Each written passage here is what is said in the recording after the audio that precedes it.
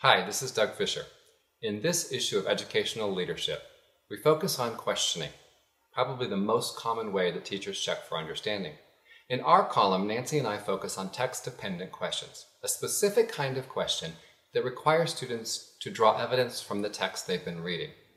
In this video, you'll see Marisol, a 10th grade English teacher, who uses questions to guide her students' understanding of a complex piece of text.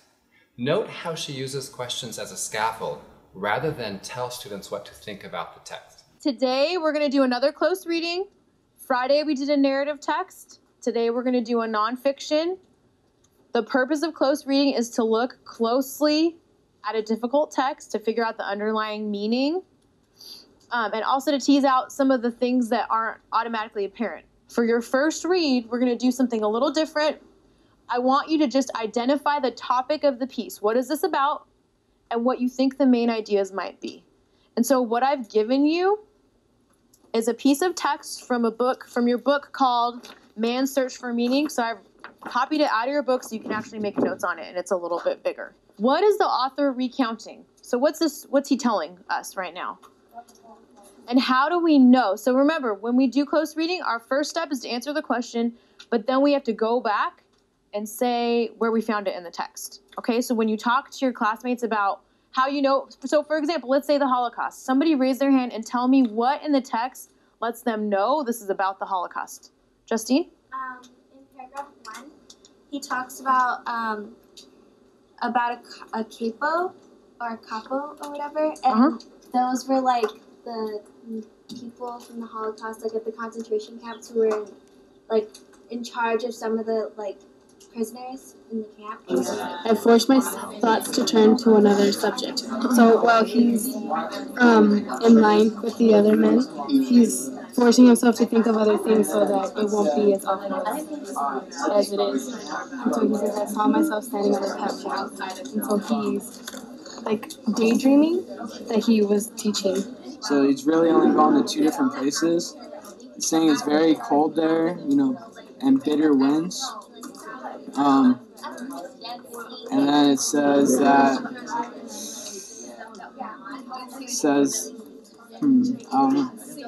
who could help me obtain work in a camp instead of undertaking this horribly long daily life? He's only getting a couple rations of food a day, says that first paragraph. It's showing the struggles of him, what he has to go through, what he should do and shouldn't do.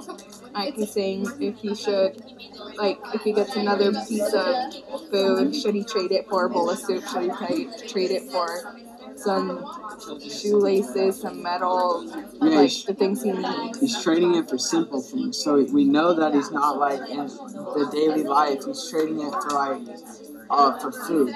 Some people thought that he was flashing back to a memory. Stephanie, do you want to comment on that?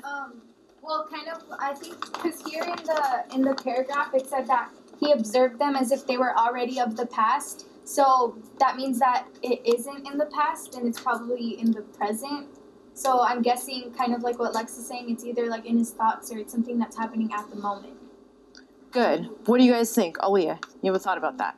I actually don't think that this is happening at the moment. Well, I do think that he's in the camp at the moment, but, in his thoughts he's in the camp at the moment, but this, the speech giving, he's not actually giving that, that's just his way to get away. How do you know he's getting away? Because he said it. He said, I forced my thoughts to another subject. And then he said, suddenly I saw myself. Good. Okay, so I just wanted to make that clear, that he's not actually flashing back. Like Stephanie said, he's acting as though these things had already happened. Okay, so I saw a couple people with that part highlighted on their page. I just want to make sure that you guys know that's not a flashback. That's a thing that he wants to happen in the future. Anna. Wait, so is he remembering this? So, Stephanie, can you point us to that section again, real quick? It's in the second paragraph. And then it's right before it said, by this method, I succeeded somehow in rising above the situation, and then above the sufferings of the moment, and I observed them as if they were already of the past. Oh.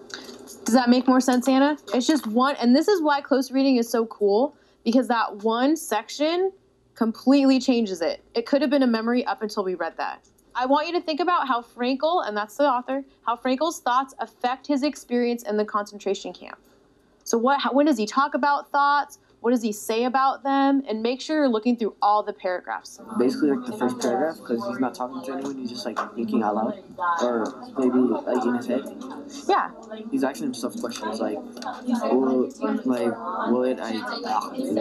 would I get to work on a campsite during a working party? Like he's asking himself questions. Very good. So just think about, as we talk as a group, what role those questions have. Continue taking notes, but in this time we're going to talk about the tone, okay? Does everybody know what tone is?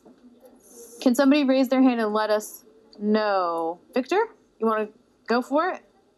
Tone? Could be what kind of tone this story is like giving, like putting out to us, like how it makes us feel, kind of. Good. Perfect. And so what I want you to pay close attention to is tone is created by words, okay? Look at the kinds of words he uses that give us that feeling. That's perfect, Victor. When I talk about tone, I have to do that too. Like, it's just about, I don't know, that.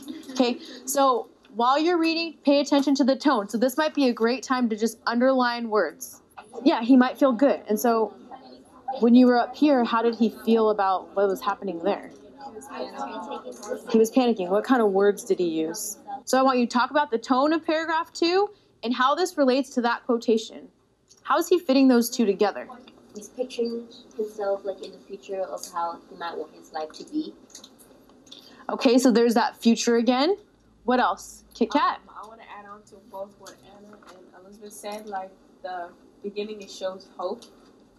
And it, like, even though he knows that he doubts that any of that's going to happen to him, but he, like the quote said, emotion, which is suffering, ceases to be suffering as soon as we form a clear picture, precise picture. Like, if he made a clear picture of what he wants, there's chances like it could happen to him. So he wants to keep happening, so he can hope. If you keep like thinking about it, it will come true. Like, it will make you believe yourself. And in the third paragraph, it kind of seems like he was saying that everybody else was weak, and that's why they didn't make it through.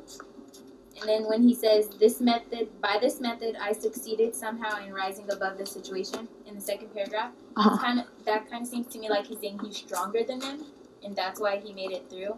What does failure mean in a concentration camp? Okay, he's given us two options, two main options anyway. What happens if you fail? So what is it and what happens? And use specific examples from the text. It's not that they don't care, it's like they can't do anything about it. And it's like they've given up and they've lost faith, so they have nothing else to do. Yeah. I think like what fail really means is like to fail in a concentration camp, you pretty much lost your faith or hope in anything like that. Or if you just not tried anything, you just died. That would be like the ultimate failure.